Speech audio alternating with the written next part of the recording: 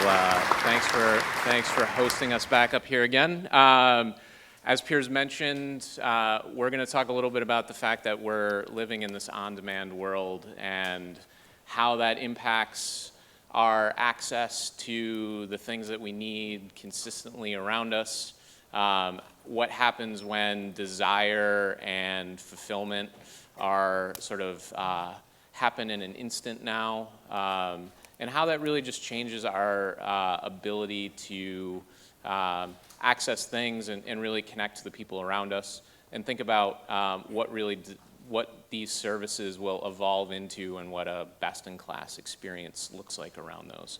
So I'm just going to go down the line and let everyone introduce themselves and just say a quick couple of words about what it is that their services do, and then we'll jump right into it. So Tegan, if you'd like to start us off.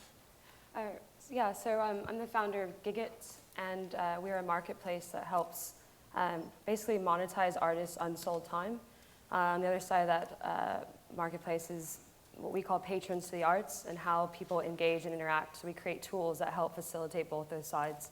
And when we say monetization of artists' time, it's not just with another show. We actually have an algorithm that talks about personalization and their interest graph and what really motivates them.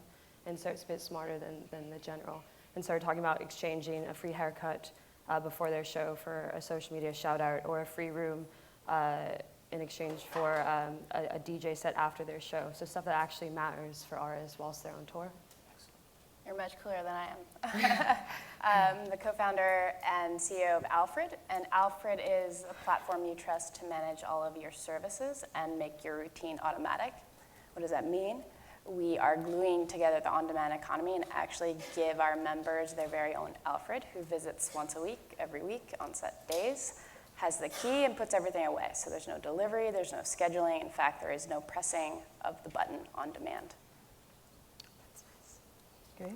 I'm Lizbeth Kaufman. I'm a co-founder of Kitsplit, and we are a rental marketplace for high-end creative equipment. So like cameras, lights, drones, Oculus Rifts. And we just launched in December, but we're the biggest rental marketplace on the East Coast. And our goal is to serve creatives and help them get projects done. So. Cool. My name is Fernando Santana. I'm one of the co-founders of SpareChair. We're a community that seeks to connect the millions of people who work from home. So we're making it easier for remote workers and freelancers to co-work with each other. So whether it's from a home office, a co-working space, or even a private lounge, you're able to connect, network, and co-work with each other. So yeah, that's SpareChair. It's interesting, as I was sort of thinking about this panel today, I recognize that there's this new sort of shift that's taking place right now between what I would say in an instant services coupled with the sharing economy, and I think that's a relatively new hybrid that's sort of starting to change the marketplace a bit. And maybe Marcella, I'll sort of direct this question at you first, but with Alfred, thinking about, what is, why are we at this point now, where these on-demand services are so important now, and what sort of the factors that are driving that? So why on-demand is so important? I actually think it has less to do with convenience and more to do with the fact that our lives are increasingly busy and unmanageable, and that time is the most precious asset. It is the only thing that none of us can actually give you back. You can't buy it. The only way to do it is actually through outsourcing. And you can look at other industries and businesses. You always outsource things that maybe you're not the expert in. And so there's a lot of stuff that we all do in our lives that we should actually start to outsource and then use that time to do things that are most meaningful to us. And then with the rest of your services, you sort of are thinking about the potential of these normally maybe unused resources, or what sort of is available in that in-between time, whether that's in between a gig, or you have extra space in your apartment, or you have these pieces of equipment available. And I wonder, as we sort of think about how these develop. How do you create a great user experience around that? And maybe you can start by just sort of talking about this algorithm that you've developed and how that sort of plays into the experience that you've built for the users. Of course. So you've mentioned two things. You're talking about assets, like what people have as assets within their own realm, their own personage, and then simplicity. So you talk about user experience. Like I don't need to walk you through, I don't think a proper user experience. I think literally it's simplicity, full stop. You know, what's going to make my life simpler? And what we're creating, I think specific to Gigit, if I should speak to that, it's, you know, we started as just increasing long tail opportunities for artists to play gigs. So the first tagline was bring the backstage to your backyard, right? Your boat, your office, etc. But it needed to be smarter than that. I mean, artists, especially at the A-list level, to up and coming, I mean, they all sort of, it's been there, done that. I think a third point is sort of personalization or just being different, something organic. And so when we go after artists, we come to them and we say, hey, we do another gig at South by Southwest, for example. It's not that interesting. It's not even interesting for brands, I don't think, anymore. I think you have to take it further. And so Gigit did that with our personalization algorithm. At South by Southwest 2 years ago, we matched Mr. Wives, who's a very trending band and still is. She's a proper vegan cook. She loves to vegan cook. So rather than saying, hey, do you want to do another showcase potentially for free, maybe $500, they said, hey, do you want to cook with Chris Crary, who won Top Chef? Kitsplit was our patron to the arts at that point, and you know they didn't know much about music. They wanted to know how to do a really unique experience. So matching them with that opportunity was interesting. Young and Sick loves to draw. We got him an opportunity to draw on MeUndies, pants and underwears. Childish Gambino did a hackathon at our house because he loves technology. So it really is to me about personalization and a succinct manner, and the tools that we've all created as founders, I think, speak to that. If that makes sense. Yeah, absolutely. Elizabeth, would you like to add to that? Yeah, I think for us, the user experience that we're really focused on is creating a sense of community. People, you know, we have a diverse set of creators on our platform, but they're all excited about making things and sort of pursuing their creative inspiration. And the sort of equipment brings people together. So it's an opportunity for people to get the equipment they need, but also meet other creators who are like them. And we've gotten amazing feedback on how exciting that can be. Yeah. That's interesting. So obviously, it's less about the thing, but more about the connection that sort of manifests. Yeah, both. And I assume you have a similar experience with. Completely. I mean, completely for us. We started with the idea that people that work from home are naturally lonely because you're at home all the time. You know, all you do is you're sitting in front of your computer screen, really not interacting with any coworkers. So what we've seen is that most of the people that use our service, or about half, I should say, of the sessions that are being booked 24 hours before the beginning of that session. So that means that if you're a freelancer, if you're a remote worker, you don't know what your day, you know, what your attitude is going to be that day, or you know how you're going to feel that day. A lot of times you end up feeling a lot more lonely one day than you do the next. So what our platform allows them to do is be able to book a co-working session all the way up to the beginning of that session, so that they have a coworker for that day.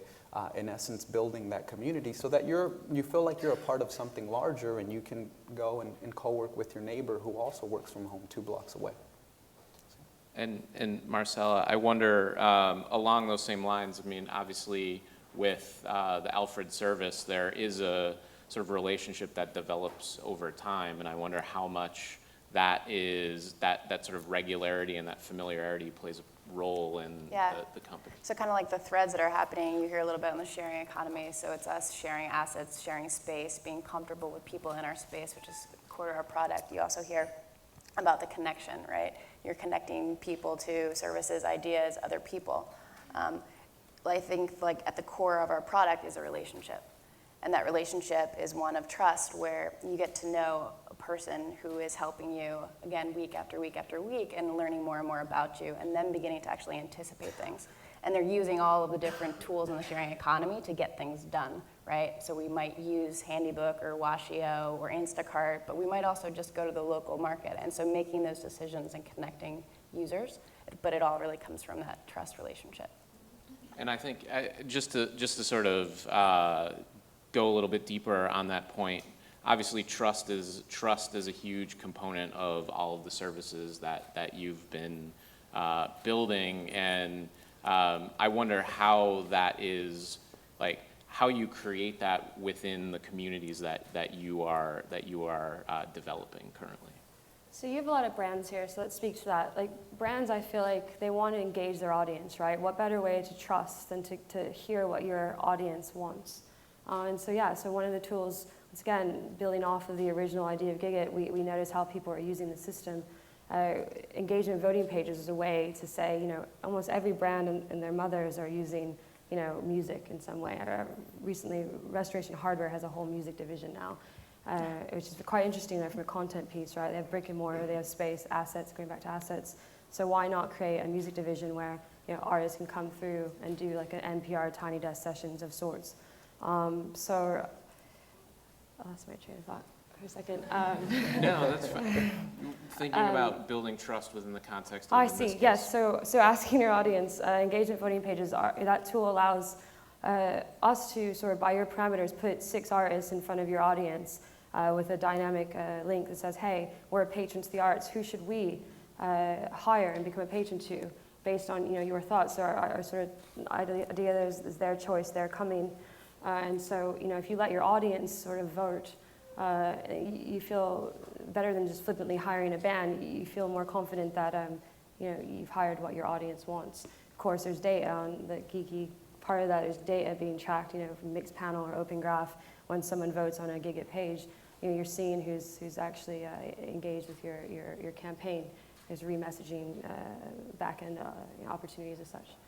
So that feedback is obviously extremely important, whether that's between individuals or obviously if you're letting people into your homes or you're giving out your sort of high-end equipment. And I wonder if you guys could talk a little bit about also that, what you're doing within to establish those relationships amongst your community. Yeah, I mean, for us, it's crucial, right? Because you're inviting a stranger into your home. So that's one of the first issues that we wanted to tackle when we were thinking of the spare chair concept. So we do a lot of the things that are familiar these days, you know, the sort of things that someone like Airbnb does, which is to have 2-sided reviews.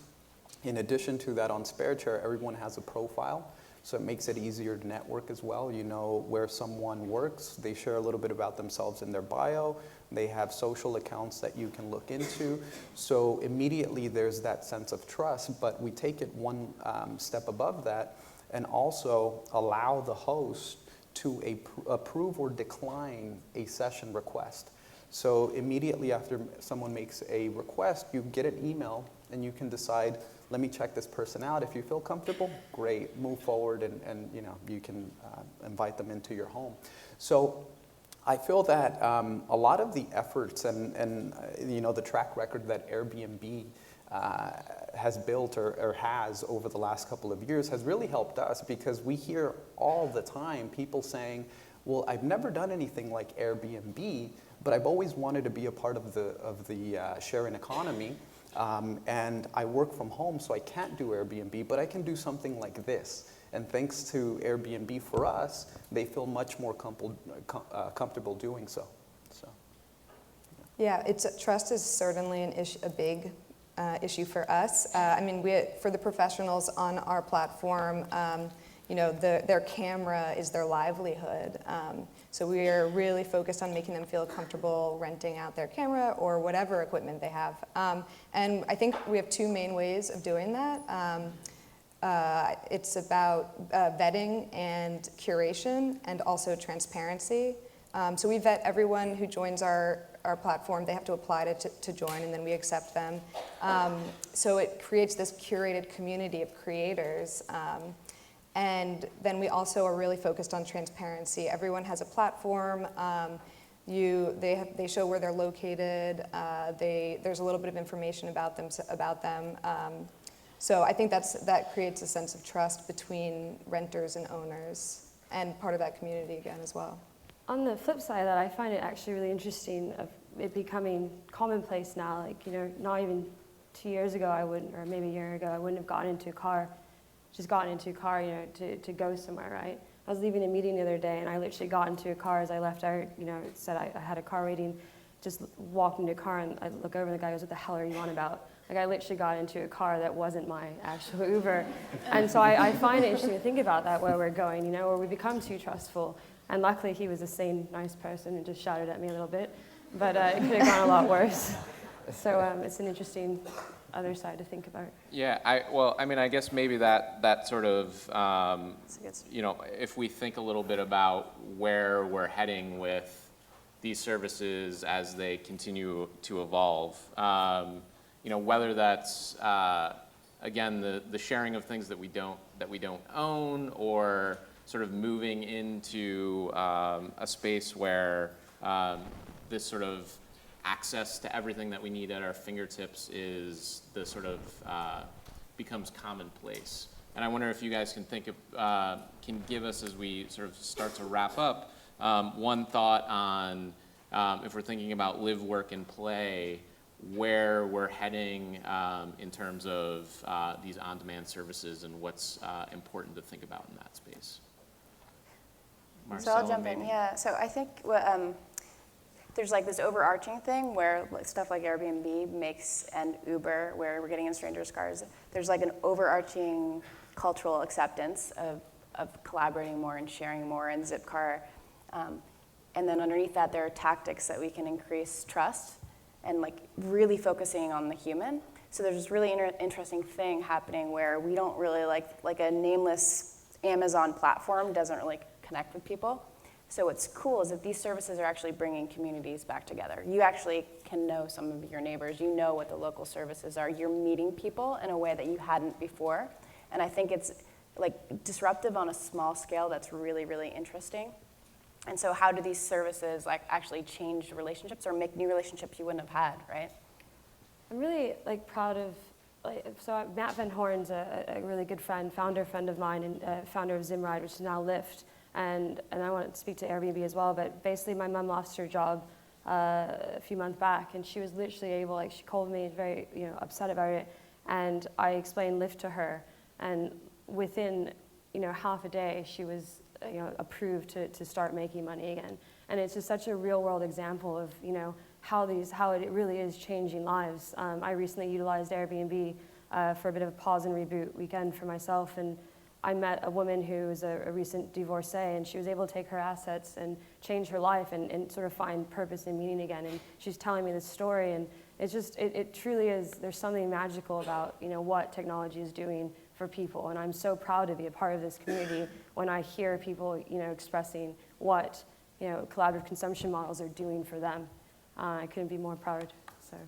Yeah, totally, I am with you. And I think for both of our like members or the people we're serving, like in some ways they're underserved. Like the creative community, people don't get paid enough. They have to go to great lengths to make their art and make their work.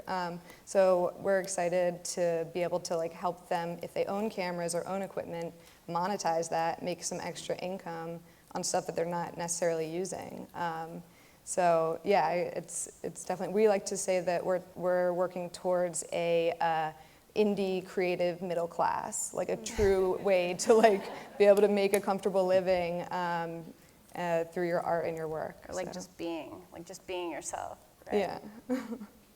Yeah, I mean, I think one of the most interesting things that I've heard recently was one of my friends was telling me that her friend's renting his neighbor's apartment so that he has a space to write from, because he's a writer, has a couple kids, and doesn't have a space that allows him to write without any interruption.